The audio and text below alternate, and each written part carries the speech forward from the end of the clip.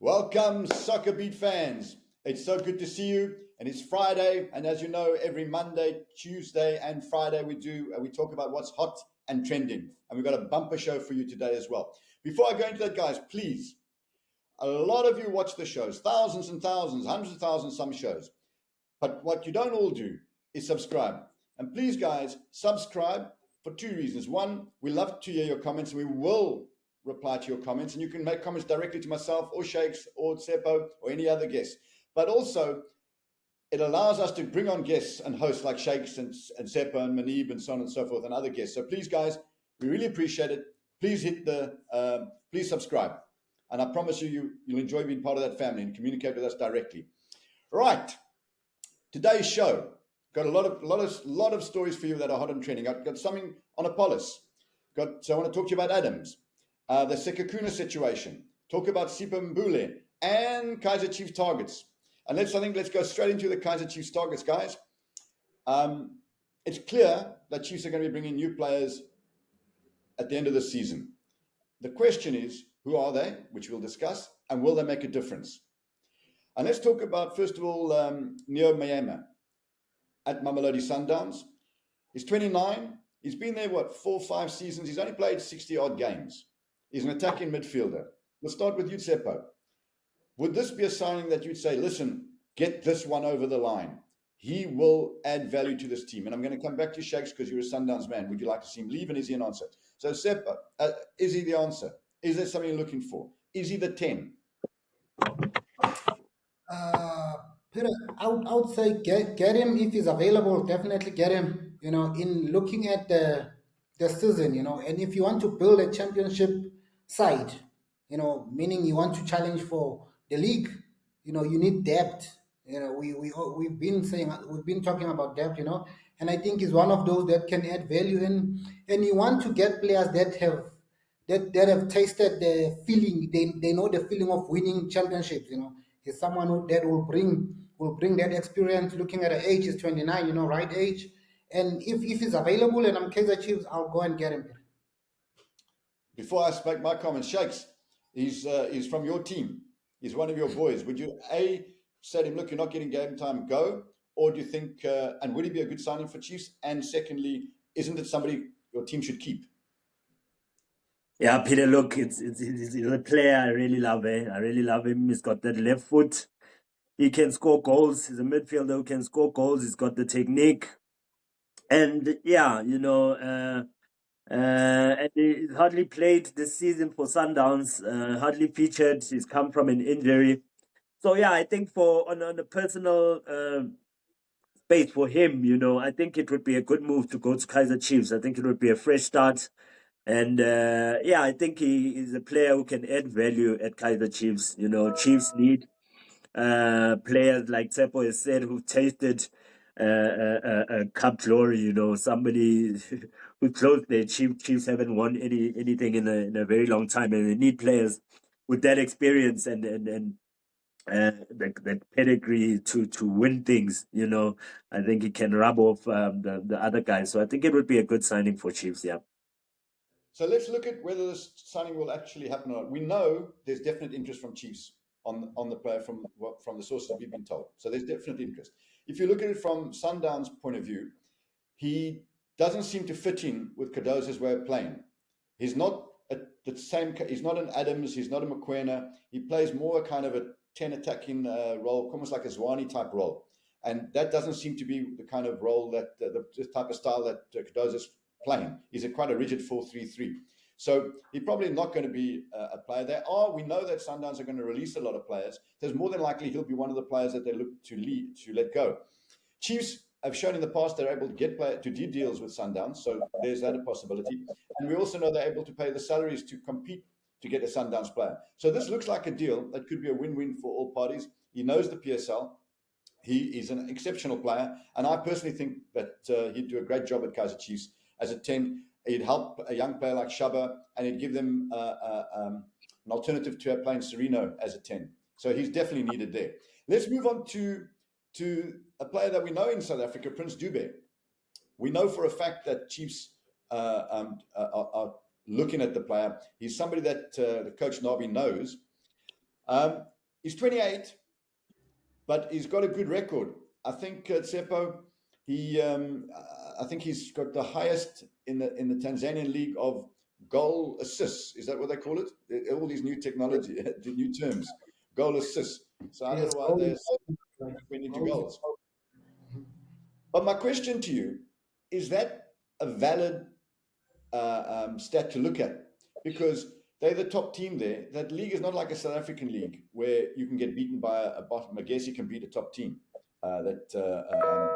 Galaxy can beat the Sundowns. The thing is, I think most of those, those assists, you got to look at the assists in the big games when they play the top teams. Is it a fair way to look at it? It does not cloud the issue, that assist stat, because it's really an exceptional stat when you look at it. Definitely exceptional stat. But again, with stats and with players, it boils down again to, the style of play, like the coach.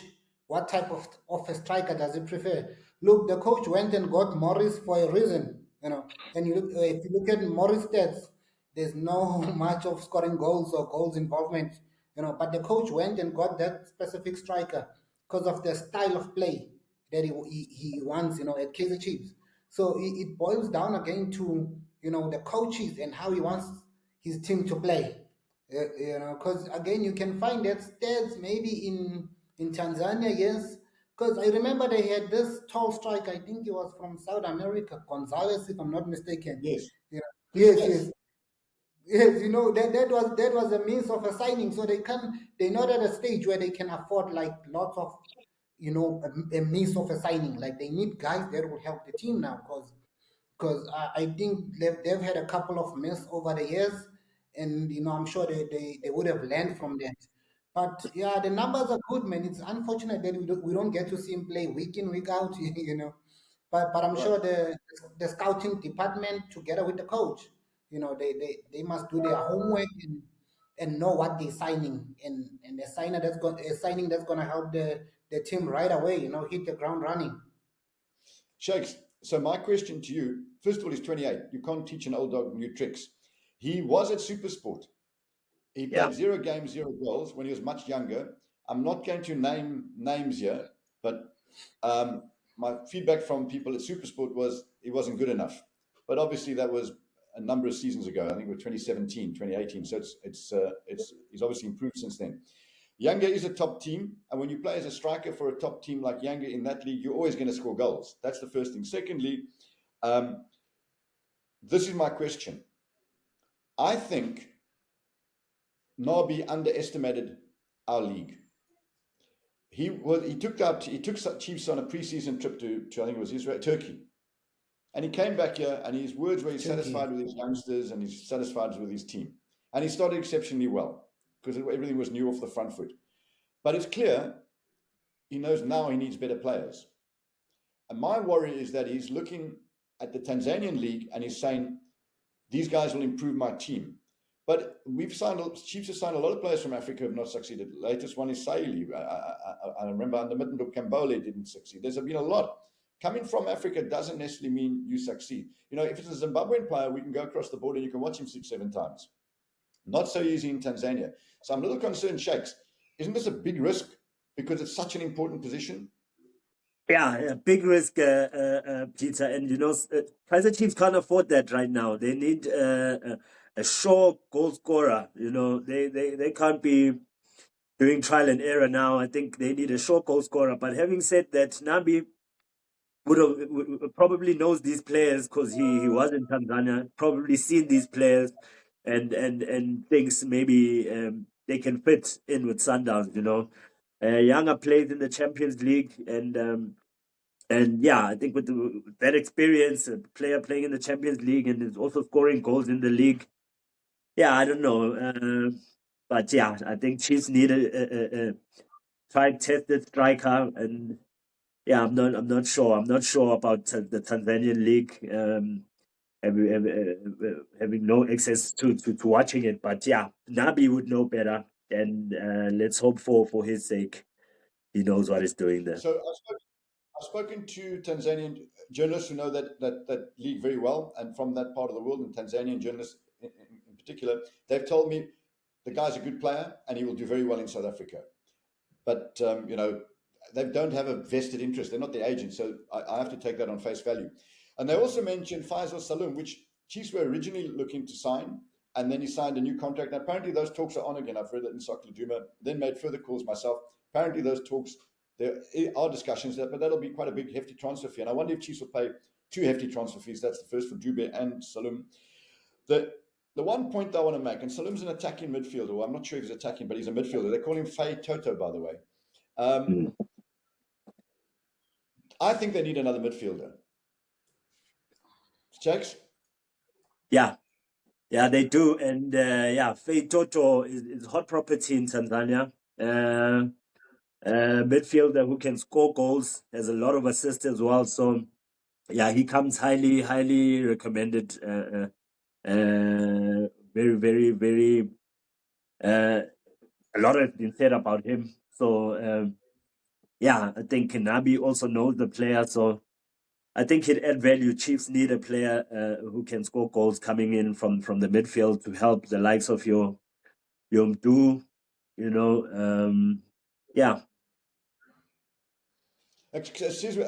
Shakes, my last question on the Chiefs signings. As much as we say the Tanzanian league is not as good as our league, when we saw Yanga at the start of the season in a friendly against Chiefs, hit 4. They looked superb. They looked absolutely superb. They looked like a team that could easily compete in our league. So I think if you're playing for Yanga, or if you're in the top 2 teams there, you're good enough to play for our league, in our league. Sizwe? Tsepo? Yeah, definitely, Peter. I remember there's, I think 2 seasons back, they pushed Sundowns in, I think it was the quarterfinals, but I think it was the knockout stages, of the Champions League. They pushed Sundowns, and, I think Sundowns got through, I think it was 1-0, if I'm not mistaken, from both legs, from home and away.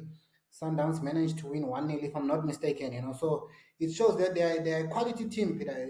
Some leagues, a lot of the leagues in the world, you do have your top 3 teams and the other, teams below that. And Yanga, they definitely the top 2 in Tanzania, and they invest well, man. Look at the players; they have quality players. We all saw what they did to Chiefs in Bloemfontein.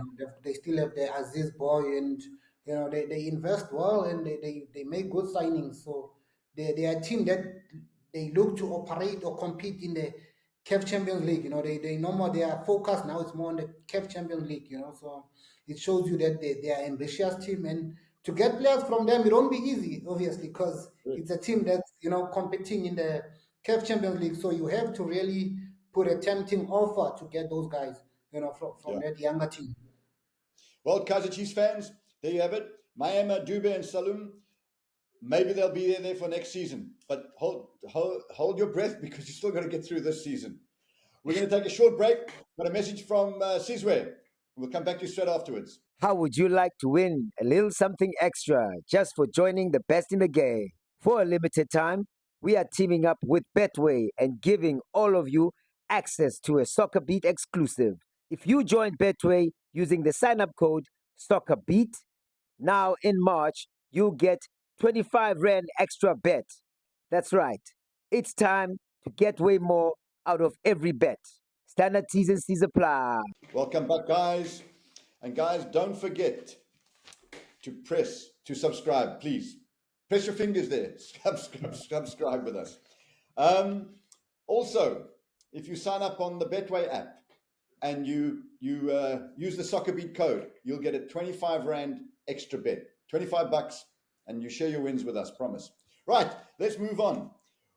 A question I want to ask you. Did Mamelodi Sundowns get one over Chiefs and Pirates? Let's think about this. Lebo Mothiba was available. The club was smart. Your club was smart, Shakes. Let him train with the club. They saw his fitness, and now they've signed a top-class striker with huge international experience who's going to help them in the Champions League and going to help them in the last bit of their run-in. They've only got two strikers, Reyners and Peter Shalilile. Now they've added a top name there.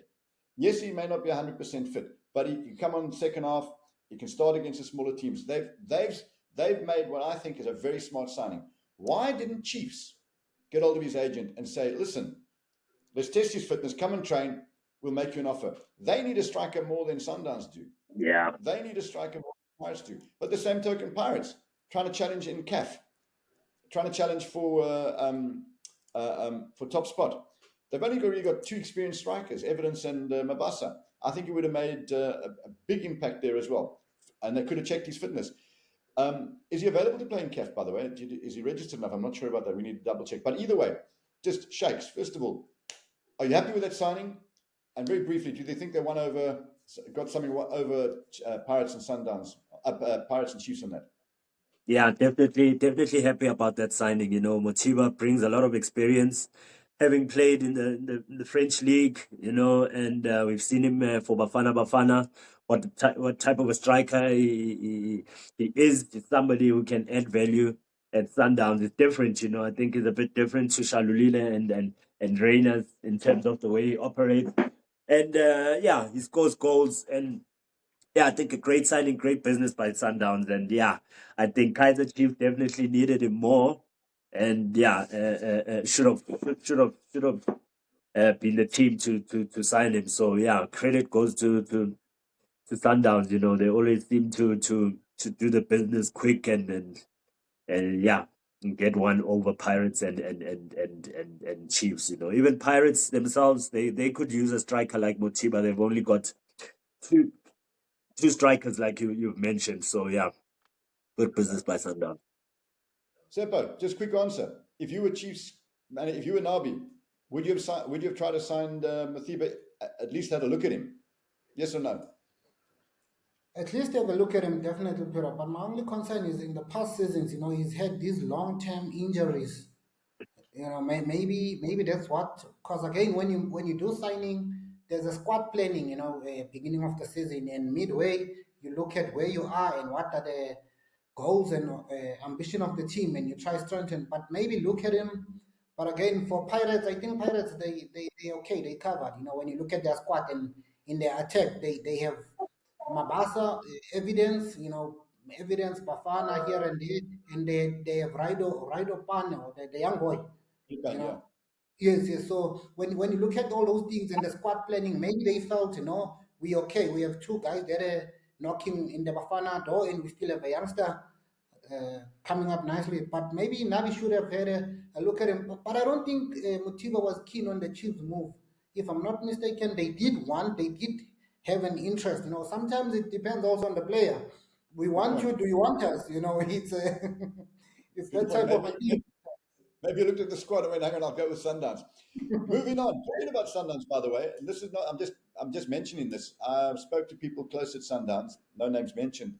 And, Adams, when they told me when they signed Adams, they knew he was a good player. But now that they've got him there and they look at the stats and they see him at training and they see him in matches, they're blown away by the guy. Apparently he's exceeded beyond expectations. So good, well done. I had my doubts whether they needed him, but I've been proved wrong, Sundowns fans. He's been a sensation. A deal that I can tell you that could well happen at the end of this season. And this is not speculation. I'm pretty close to what's happening in this deal. But Appollis, if he doesn't go overseas at the end of the season, we don't have to discuss this. Don't be surprised that he ends up at Pirates. Don't be surprised. They didn't sign anybody in this transfer window. But what I hear, there are discussions, and it's leaning that way for various reasons, which I won't discuss right now. But obviously, at the last minute, you never know. Sundowns can come with an offer that breaks the bank, and he could end up there or go overseas. Or, Chiefs definitely want the player, whether they can put the big bucks down. And if they put that kind of money down for him, well, I'm not sure about the boys from Tanzania or even Miami. But we'll move on. We don't need to discuss that. What I want to discuss is something that we mentioned last week. We said that Siema is going to lose his job, and we said that Tinkler is going to take the job. Let's just talk about the Siema situation, and I want to speak to you first, Sipho. Yeah, as a coach, they're fourth on the league table. They've lost their last two games, and when you put their fourth on the league table into perspective, they really they are second on the league table if you take Pirates and Sundowns out the equation, whose budget is bigger than every other team. They're doing better than Chiefs, which has got a budget way above them. But so they're literally second of the non-big teams. I mean, it's a hell of an achievement. He's a young coach, a new coach, so to speak. He hasn't been in the game long, and he gets dumped. I think there must be something behind the scenes there, personally. Last time he got fired, the second time it was not, but apparently it was over a contract issue. What are your thoughts? First of all, fourth on the log. Do you fire your coach when they're fourth? And it's strange, man. We all surprised by this move from Sekhukhune, and when you look at the team, yeah, they do have a decent squad. To be honest, they do have a decent squad. When you look at the individuals, you go through their squad or their players, decent squad, and I think they've done fairly well. But I'm surprised. Maybe there's something that we don't know, because it's really surprising to when he's fought in quarterfinals, Nedbank Cup. He's still there. It's not like the league is over or the season is over. He can still maybe finish higher than fourth, or a lot of things can still happen. And you pull a trigger at this stage of the of the season. I don't know, man. I don't know, Peter. I'm really Well, surprised. when you say Shakes, Tsepo says it's they've got an effective squad, and fourth. To me, fourth with whatever squad they've got is a phenomenal achievement by CMO. Yeah, definitely. You know, there's got to be something else. It can't be. I don't understand the thinking. Like you said, Peter, we can't count Chiefs and Pirates. So basically, they second on the log, and you fire the coach. I just don't understand. It's got to be something maybe outside, away from the football, maybe a contractual dispute or something. I don't know what it is, but it doesn't make sense to me. Yeah, Siema, the young coach, also, I don't know, maybe they're looking at a big name coach like Tinkler. I don't know what it is, but I I can think tell you, Shakes, I can tell you, Shakes, they've been talking to Tinkler for a couple of weeks now.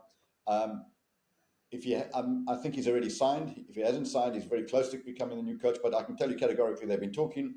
I know that there's a good chance that Mark van Heerden, ex Stellenbosch and Cape Town City Pirates left back, is probably going to go as his assistant. We'll see. But something's going to happen. But whoever takes that job, and it's probably Tinkler, is going to have a tough job on his hands. How do you do better than fourth when you've got yeah, Pirates and Sundowns? They're always going to be in the top two. So it's a tough job. Guys, also, please, I'm going to ask you again, don't forget to subscribe. We really need you. And also, when you go on the Betway app, if you use the SoccerBeat code, you'll get yourself 25 Rand extra bet. I want to talk to you about Sipho Mbule.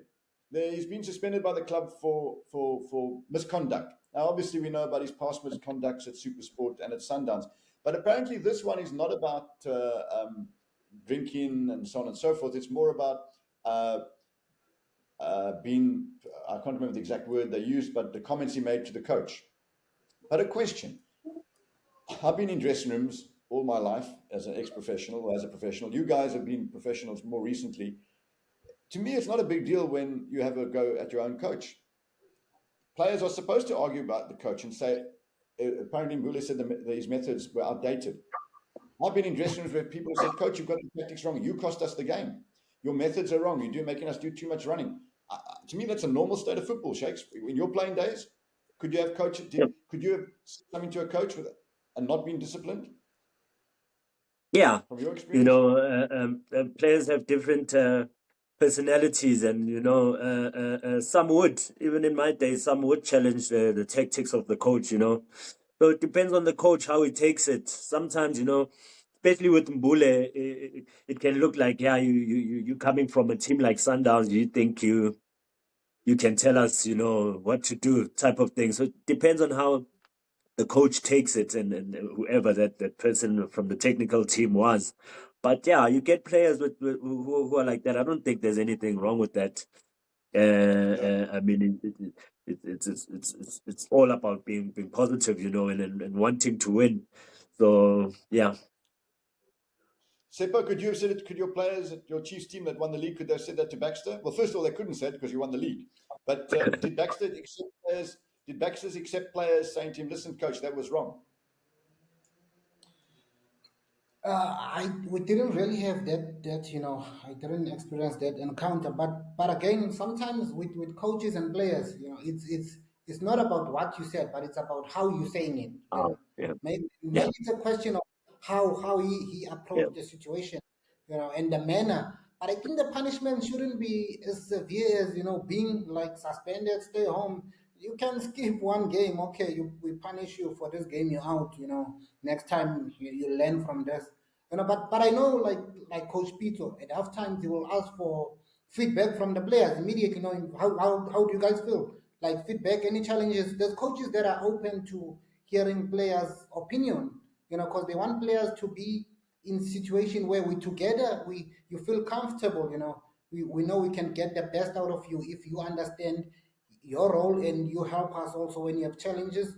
We help you with those challenges. So maybe with the Mbule situation, it's how he approached it. And again, I read, you know, with Sitebe, Richards Bay, they terminated his contract because after the game he went down to the change room. That's what I read, you know, and he had a go at the coach, like, coach, you know. So maybe in South Africa they haven't, you know, some Yeah. coaches, they don't want to be challenged, or, you know, but nah, man, those things happen in Europe.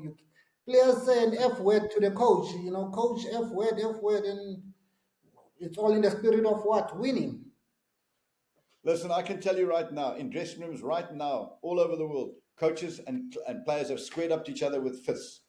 I've seen it in dressing rooms. I've seen top players being attacking a coach and vice versa, screaming in each other's faces. It's the game that we're in. It's a sport that there's high expectations and a lot of emotions, and these things happen. And sometimes one of the people says something, the coach or the player says something that's out of out of the way you should speak, and then the next day you kiss and make up because you got the same aim. I agree with you. It doesn't necessarily have to be made public like this. It could be dressed privately. But there you go. It's a player, Sipho Mbule, that hasn't had the career that he should have had. He should be right up there. He's got a lot. He should have been another Ngwenya. They're similar players, similar abilities, and I think maybe he needs to look at Ngwenya and say, "Listen, I should be there," and maybe not worry that much on coach's tactics and look more at his game. But guys, thanks very much. Again, we'll be back on Monday and Tuesday with more trending and hot topics, and again on the following Friday. Shakes, as usual. Appreciate your input. Tsepo, wise words as usual. Guys, also don't forget, get on the Betway app. Use the SoccerBeat code, and you get yourself your 25 Rand extra bet. And if you win, don't forget, you've got to share it with myself, Shakes, and Sipho. Yeah. Okay, guys. See you soon. Yes. Yes. SoccerBeat, what?